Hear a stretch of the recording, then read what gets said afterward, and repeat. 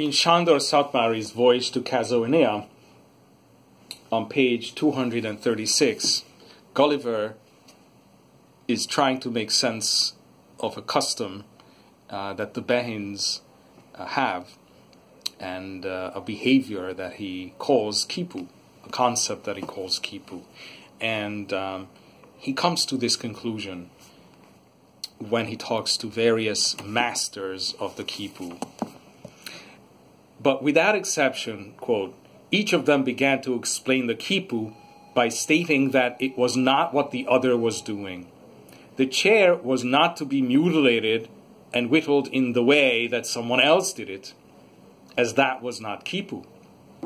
And indeed, each of them concocted his own form of the Kipu and defined the essence of the Kipu individually, as if the debate had been revolving around something outside of them, such as, say, the evolution of the species or the grouping of electrons.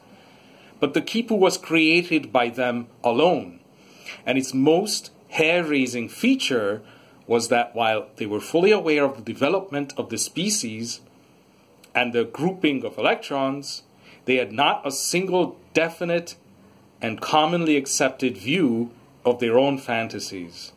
If they had to concoct anything at all, would it not have been easier to make up only one? End quote, 236. So what is the Kipu? We've had a couple of examples of it in class, analogies to fashion, for example, where you have individual tastes reflected on the creation of clothes.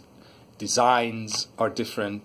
Abstract art, we could tie it to where the rules of the craft are malleable and changeable and form a system that only those who are educated in it can follow.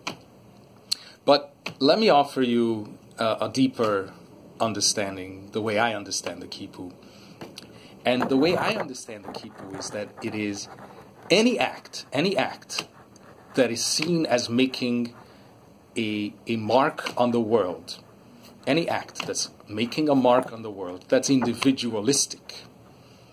However, since others also want to be individualistic, they imitate it quite quickly until whatever mark, the original mark, was made on the world becomes unoriginal. The new forms have to arise, and it continues like this. In fashion, it's easy to follow. Jeans, torn jeans, the dirty shoes that cost $1,000, pushing down one's pants to show one's underwear, offering the obviously incorrect signifier, fat for amazing, bad for good, etc., etc. So why do we do this? And I believe that there's an answer to this. It is to convince ourselves that we matter, that we are different, that we are special. So by creating something that is different, we affirm our individual value in the world. Whether or not this is, in reality, a lasting effect, it is a psychologically pleasing effect. So it's also to assert one's dominance, because if you are seen as original, if you are valued for your originality, it may draw in more people and you become more dominant. So the Kipu is a fundamentally human practice that we can see taken to the level of absurdity by Sándor Szatmári in the Voyage to Kazohinia, and hopefully learn from it. Thank you for listening.